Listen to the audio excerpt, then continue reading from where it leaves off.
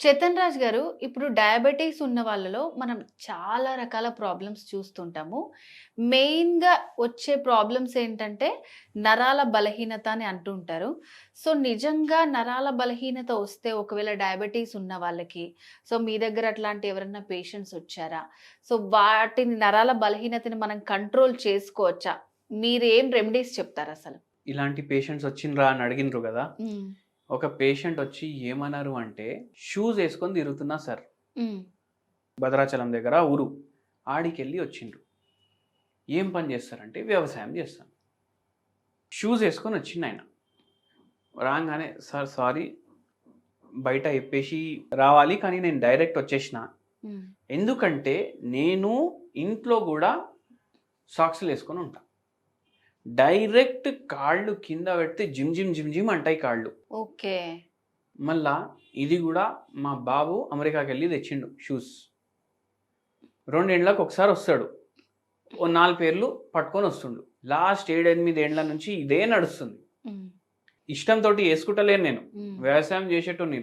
నాకు అట్లనే నడుమంటే కూడా నడుస్తా నేను. హ్మ్. కానీ ఇట్లా జిమ్ జిమ్ జిమ్ జిమ్ అంటున్నాయి కాళ్ళు. స్పర్శ ఉంటలేదు. చెప్పులు వేసుకొని నడిచినా అనుకోండి, ఉంటుంది కదా కాళ్ళు, హ్మ్. కొన్ని చెప్పులకి ఇట్లా ఉంటది రంధ్రం, దాంట్లో థంబ్ పెట్టుకోవడానికి. కొన్నిట్లా ఉండదు. అవునవును. లేనిది ఉంటే నేను 2 అడుగులు కూడా వేస్తానో లేదో నాకు తెలియదు, అది బయటికి వచ్చేస్తుంది, నాకు హ్మ్. తెలియకుండా వస్తుంది. ఓకే. నేను చూసుకుంటూ నడుస్తే కూడా వస్తుంది. ఒకవేళ అది రింగ్ ఉంటే ఏదో 5-6 అడుగులు వేస్తా. ఫింగర్ సపోర్ట్ లేని లేదు స్లిప్పర్స్ అయితే అంటే నడవలేకపోతున్నారు. స్పర్శనే ఉంటలేదు. ఓకే. స్పర్శ లేదు, హ్మ్. కానీ అరికాళ్ళు డైరెక్ట్ భూమి మీద పెడితే ఇట్లా తిమ్మిర్లు వస్తున్నాయి, హ్మ్. మండుతున్నాయి, కానీ స్పర్శం లేదు. హ్మ్. షుగర్ కంట్రోల్లా వస్తలేదు. ఎన్నో మందులు వాడిన, ఇప్పుడు వరకు 15-20 డాక్టర్ల దగ్గర పోయినా నేను. అందరు పోగానే నీకు తాగుడు అలవాటు ఉందా, నీకు సిగరెట్ల అలవాటు ఉందా, బీడీల అలవాట్లు ఉందా, చుట్టాల అలవాటు, నాకేం లేవు. సోమ్ కూడా తినను, ఏం అలవాట్లు లేవు నాకు. మరెట్లా? ఎట్లా వచ్చింది అనేసి మీకు వస్తుంది కదా. అవును. Genetic pre disposition to disease అంటారు. అంటే ఓకే. వంశపారిపరంగా వస్తుంది. వంశపారిపరంగా వచ్చినా సరే, ఇప్పుడు వీళ్ళ మదర్కి షుగర్ ఉండే అంట, డాడీకి షుగర్ ఉండే అంట. హ్మ్. వాళ్ళకి ఎప్పుడు వచ్చింది అంటే వాళ్ళు 60-70 దాటినాక వచ్చింది. హ్మ్. మీకు ఇప్పుడే వచ్చింది కదా, మీకు వచ్చి కూడా 10 ఏళ్ళు అవుతుంది కదా, మళ్ళీ మీకెందుకు వచ్చింది అనేసి అడిగారు. ఒక్కటే అన్నారు. 3 పిల్లలు, అందరూ బయట, హ్మ్. వచ్చి అడా ఉండమంటారు. ఈడ పొలాలు ఎవరు చూసుకుంటారు? సరే అనేసి మా ఆవిడ వెంట పడితే పోయినాం. 6 నెలల కోసం పోయినాం. ఇప్పటికీ మా మిస్సెస్ పోతుంది. 6 నెలలు అటు 6 నెలలు ఇటు. 10:00 9:00 ఇట్లా మార్నింగ్ మేము అన్ని పూజలు గీజలు చేసుకొని రెడీ అయినప్పుడు వరకు ఇంట్లో ఎవ్వరు ఉండరు. ఇప్పుడైనా యాప్లు ఉన్నాయి. హ్మ్. ఇప్పుడు మనం ఠాగూర్ సినిమా చూడాలనుకోండి, అవును. ఏదో యాప్ ఓపెన్ చేస్తాం, కొడతాం, చూస్తాం. ఎక్కడి నుంచి చూడాలనుకుంటే అక్కడే అక్కడ అవును. నుంచి ఇంకా ఒక 10 ఏళ్ళు బ్యాక్ పోతే అవి అన్నీ లేకుండే కదా. అవును. ఏం చూడాలి, ఎంతసేపు అని టీవీ చూస్తాడు మనిషి. మా కొడుకు ఇంట్లో 2 కుక్కలు కూడా ఉన్నాయి. మళ్ళా వాళ్ళతో ఏం మాట్లాడతాం? అవును. మనుషులే అరే మాట్లాడట్లేదు ఈ అక్కడ రోజుల్లో. ఎవ్వరు ఉండరు. హ్మ్. ఇక్కడ ఏమో నేను ఇంటి కాడికి వెళ్ళి బయటికి ఒక కిరాణా దుకాణానికి పోయినప్పుడు వరకు ఒక 100 మంది కలుస్తారు. హ్మ్. ఏందోరా బాగున్నావా, నమస్తే గిమస్తే అన్నీ. అక్కడ అవన్నీ ఏడుంటాయి? సోషల్ కాంటాక్ట్ ఉంటలేదు మనుషులకి. హ్మ్. ప్లస్ ఇంకా ఇంకా ఈయనకు ఏంది అంటే, ఇప్పుడు 3 ఉన్నారు కదా, 3 బయట ఉన్నారు. ఈయన ఏమన్నారు తెలుసా మనకు? హ్మ్. నేనైతే చదువుకోలేదు, అందుకే నాకు పిల్లలకి చదివిపియాలి అనిపించింది. ఇప్పుడు అనిపిస్తుంది ఎందుకు చదివిపించిన అనేసి. ముగ్గురు వేరే ఉన్నారు. బయట ఉండిపోయారు. అరే ఒక్కడు ఇక్కడ, అరే నువ్వు ఎక్కడికి రా, ప్రేమ ఉంది, గీమ ఉంది, అన్నీ ఉన్నాయి. వారంలో ఒక 20 సార్లు మాట్లాడుకుంటా పిల్లలతోటి. హ్మ్. కానీ ఏం లాభం ఇక్కడ ఉండకపోతే? ఇవన్నీ ఎవరు చూసుకుంటారు? ఇన్ని పొలాలు ఉన్నాయి, ఆస్తులు ఉన్నాయి, ఇవన్నీ ఎవరు చూసుకుంటారు? హ్మ్. అవునా కాదా? అవును. అది నాకు బాధ.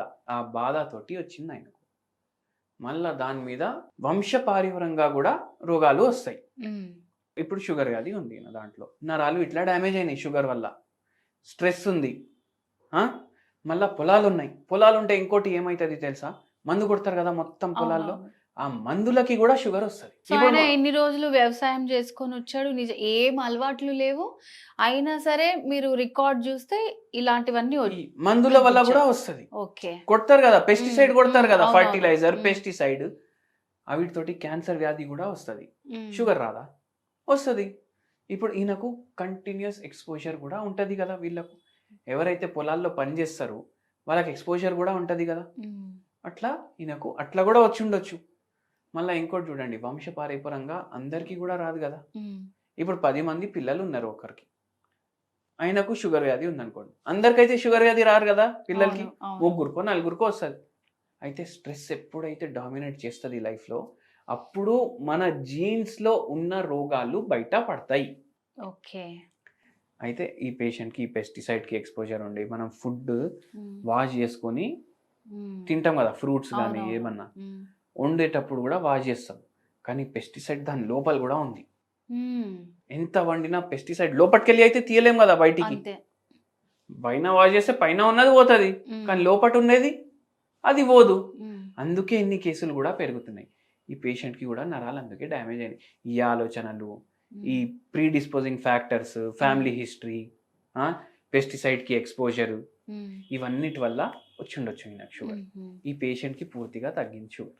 ఓకే. నేను ఒక మంచి హోమ్ రెమెడీ కూడా చెప్తాను. ఏం చేయండి, వైట్ టీ అనేసి టీ ఉంటుంది. ఈ పేషెంట్కి నేను అప్పుడే చెప్పిన, ఇప్పుడు ఇంతకుముందు వేరే గ్రీన్ కాఫీ గురించి మాట్లాడినాం కదా, అది ఇప్పుడు ట్రెండింగ్లో వచ్చింది. వైట్ టీ అనేసి టీ ఉంటుంది. 50 గ్రాములు 500 రూపాయలు ఉంటుంది. కొంచెమే వేసుకోవాలి. మీరు చెప్పే ప్రోడక్ట్స్ అన్ని కూడా గ్రీన్ కాఫీ కానీ వైట్ టీ కానీ ఇవి మనకి నిజంగా ఈజీగా అందుబాటులో ఉంటాయా? ఎక్కడ దొరుకుతాయో కూడా చెప్పండి డాక్టర్, వాళ్ళు తీసుకుంటారు. ఇప్పుడు ఏంది అంటే కొన్ని పెద్ద చాయ్ దుకాణాలు ఉంటాయి కదా, అవును, అవిట్లో దొరుకుతాయి. ఓకే. మళ్ళా ఇంకోటి ఏంటంటే ఇప్పుడు అన్ని ఫింగర్ టిప్స్ లోనే ఉంది. స్విగ్గీ, ఇన్స్టామార్ట్ ఉంటది, జెప్టో ఉంటది, బ్లింకిట్ ఉంటది, అమెజాన్ ఉంటది, ఇవన్నిట్లా కూడా దొరుకుతుంది. ఓకే.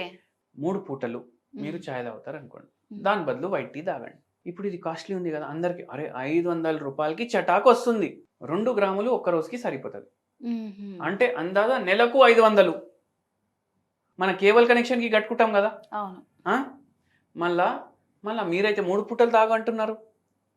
3 పూటలు తాగమంటే ఒక్క రోజుకే ఎంత అవుతుంది? 50 రూపాయలు అయిపోతాయి అని అనిపిస్తుంది కదా.